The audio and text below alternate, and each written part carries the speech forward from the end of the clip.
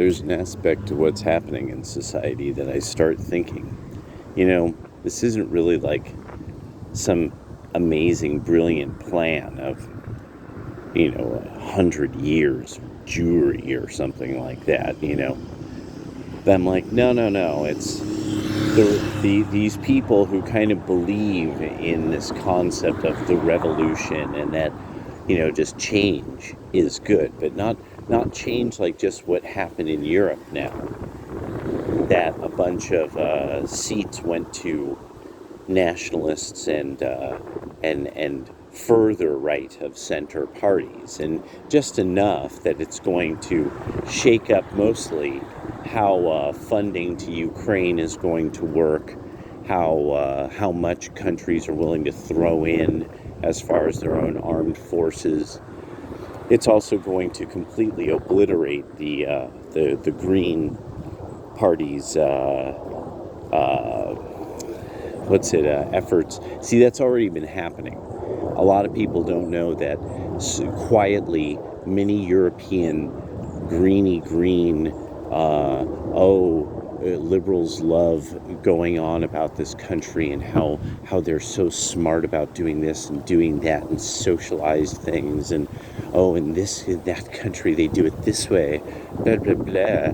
And so it's turning out now everybody is starting to figure out, okay, the windmills don't work, the solar panels, they really don't work.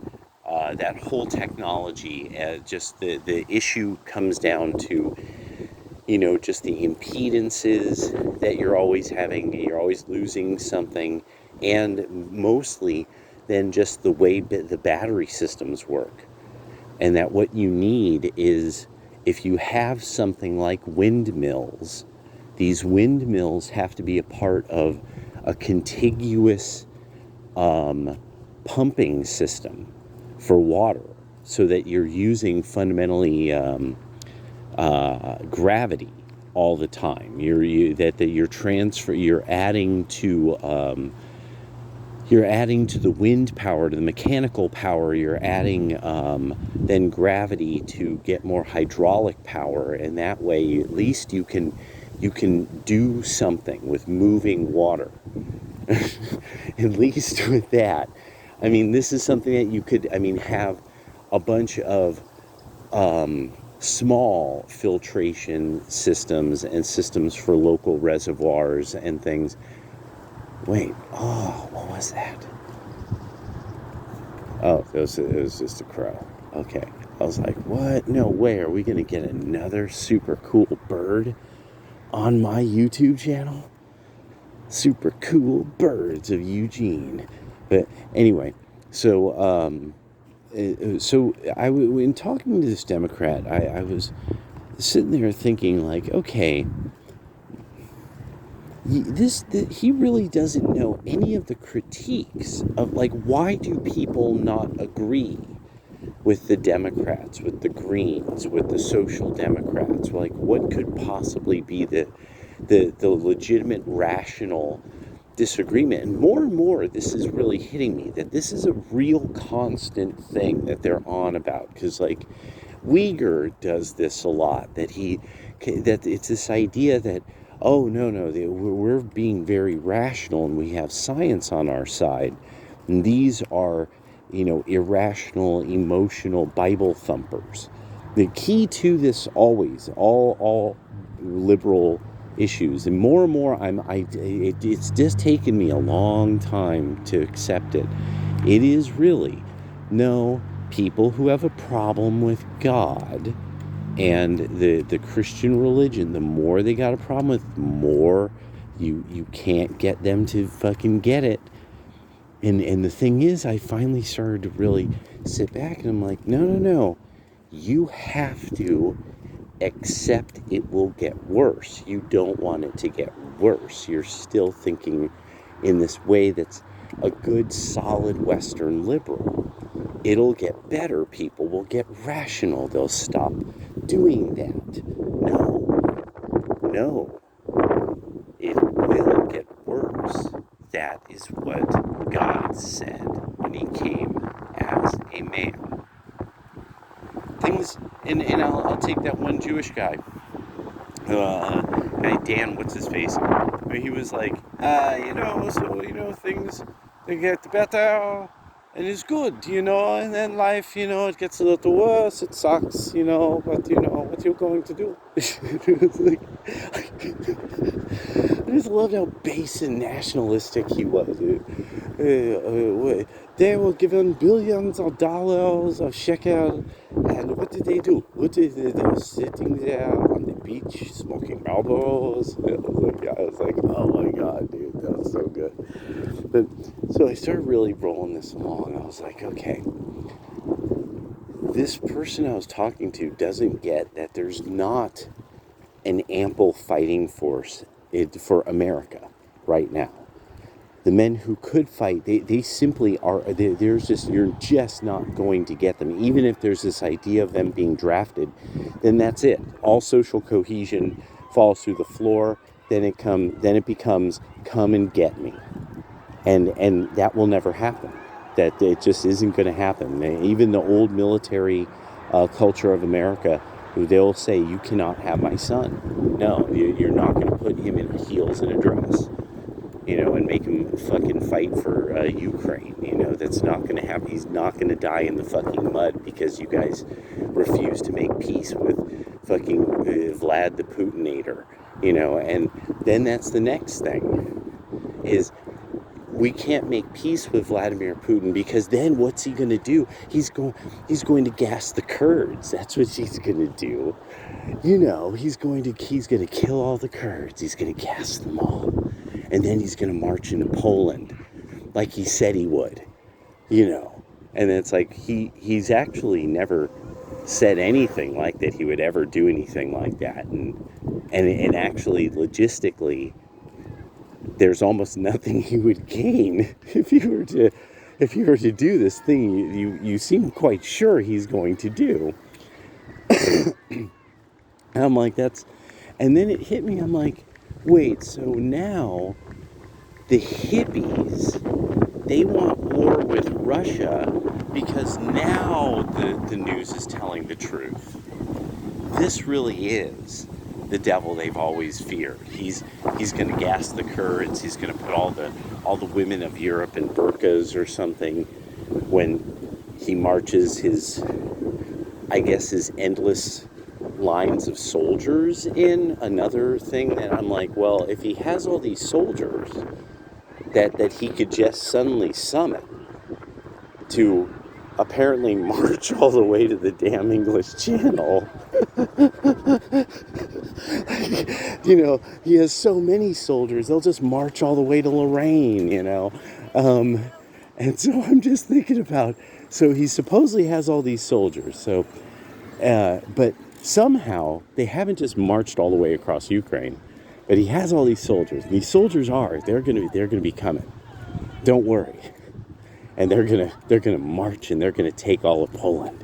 And I'm just sitting there and I'm just like,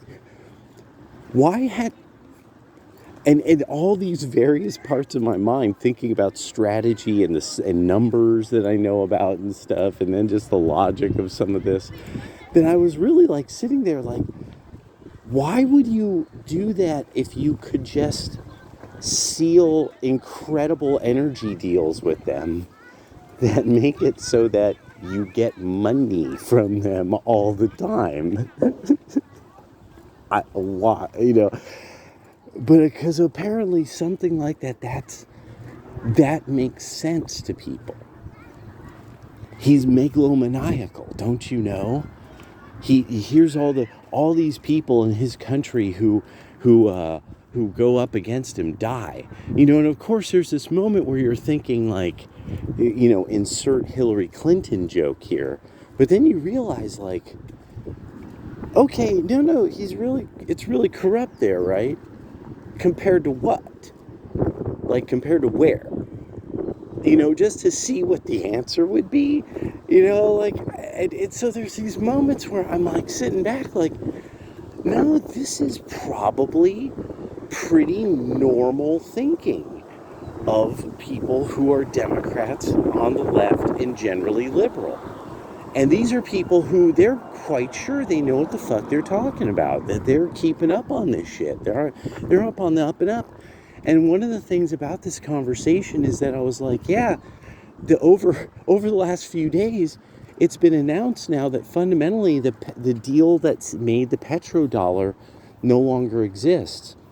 Now, this was what really I was like, okay, not knowing, this person admitted they didn't understand that issue with Saudi Arabia. Now, keep in mind, the liberals think the gold standard was this antiquated, ridiculous. They just simply believed it. They were told by TV Man, and because it was a Nixon policy, but they were told by TV Man that, well, yeah, it was an antiquated system in the first place, and we just replaced it with something that was more modern. It's because for a modern audience, right? But it tied us to Saudi Arabia. But nobody really, of the boomers, they didn't really understand this relationship. It wasn't until people like Alex Jones, and that dude who sounds a lot like, or Alex Jones sounds a lot like him, Bill, what's his face? Higgins? Bill Higgins, was it? It just popped into my mind. That a guy that relationship got analyzed, and it wasn't until like the Iraq War, after 9/11, that when that part of it, this comes up, but it came up among the left and on NPR, and that they're like, yeah, this is the relationship that the Bush family has with the House of Saud. This is why, and blah, blah, blah, blah, blah, and this is why we're on the petrodollar. And this suddenly changed the whole anti-war movement, such that even here in the Eugene area, the anti-war movement had a really weird split. People who started to look into, they were very anti-war, but they started to look backwards and started to ask people things about especially what life was like under communism, because many of the anti-war people in the Northwest are into communism. It's not that they're even soft on it.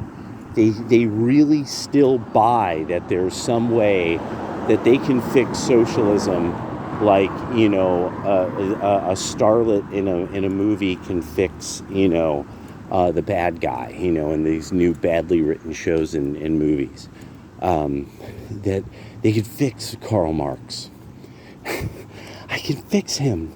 And so the whole thing that now, or what started to happen was you started to see Antifa show up at this anti-war group's meetings or talks, because they would have somebody so the irony is that most of this era of Antifa started getting ginned up, and one of the things that they were protesting was a speech by a Ukrainian discussing what the communists did, and discussing the Holodomor and such like, and that wasn't allowed by these guys. Were like, they associated it with fascism, and it was mostly because it was anti-communist, and so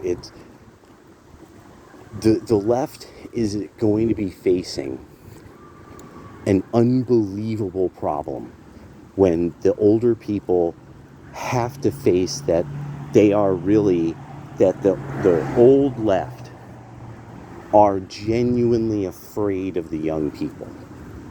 The old right wing, they're not afraid of young right wingers. They're like, a lot of them, they're like, okay, a lot of you are just plain racist. But one of the things is with the right wing, it's like, well, but you're not my kith, kin, or my neighbor, so I don't have to care. You could think what you want. Good luck with that. Because you already have a collective you're a part of, your natural collectives. It's not the same thing. with the left, they need, and this was something I started to think about.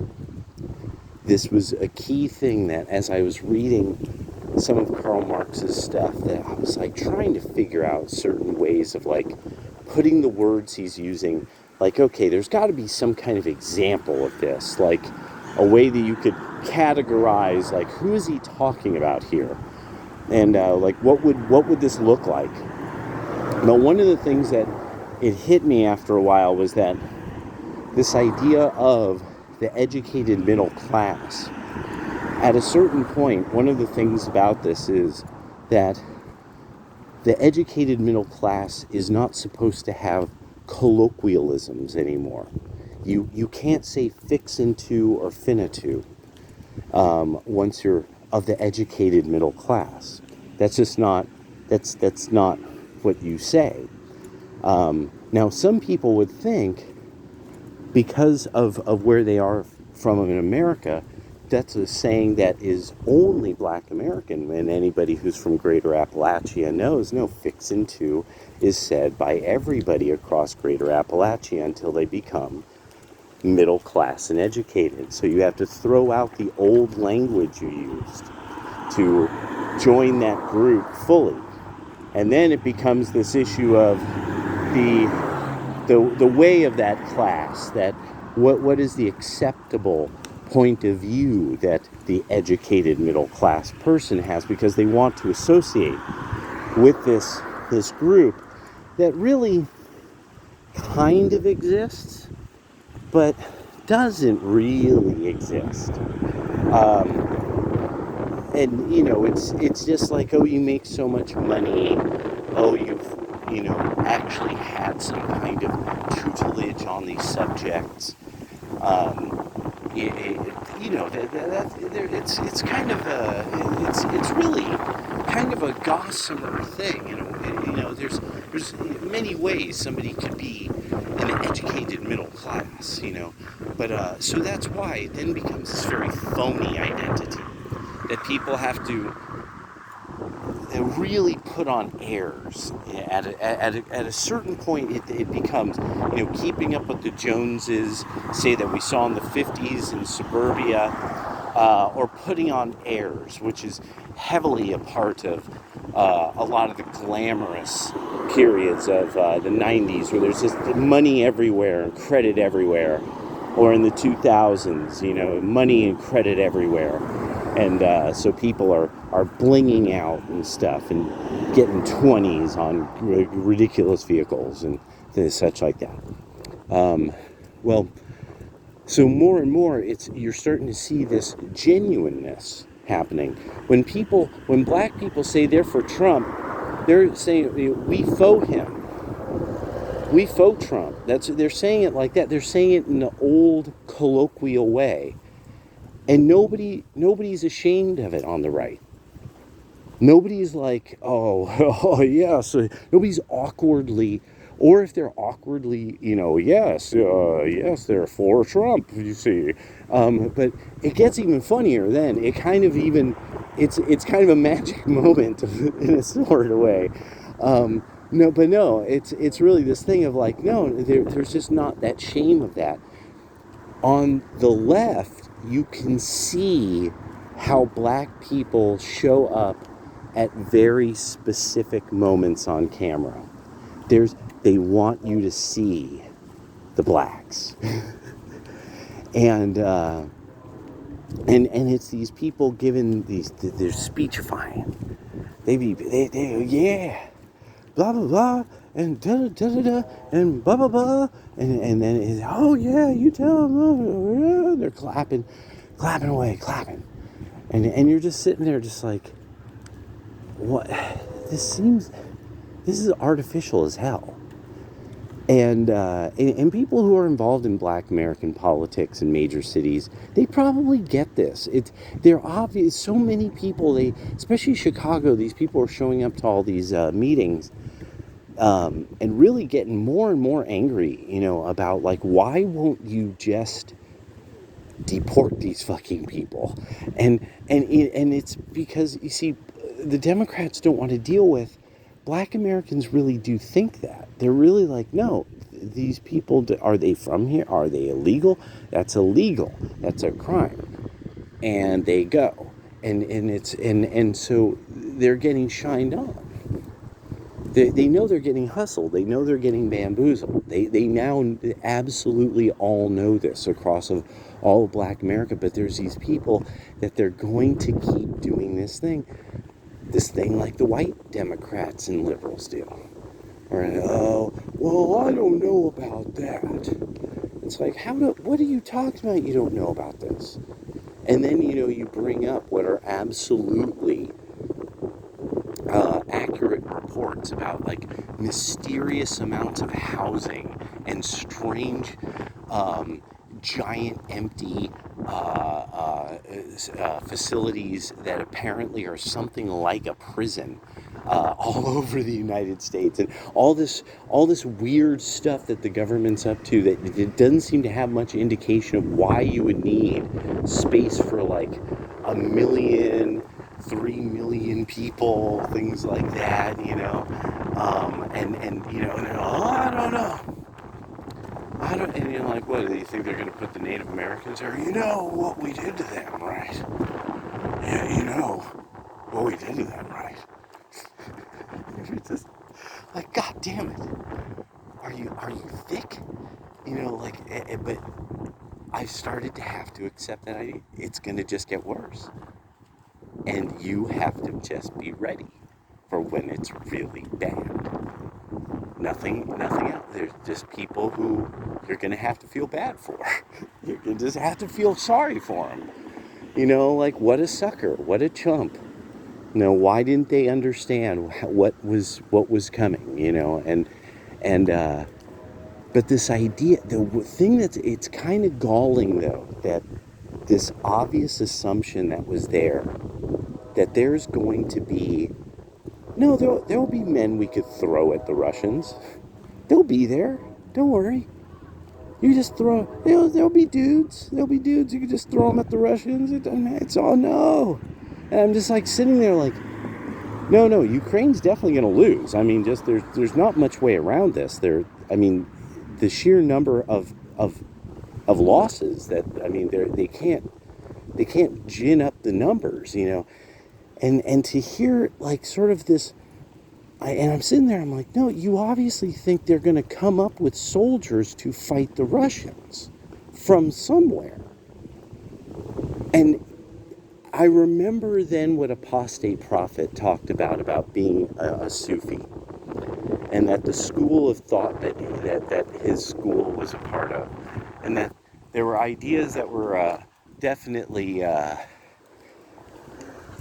there were the ugly ideas of Islam that he knew they were real, and he sided with, at that time, sort of people who were jihadist in nature or something like that, or militant in nature.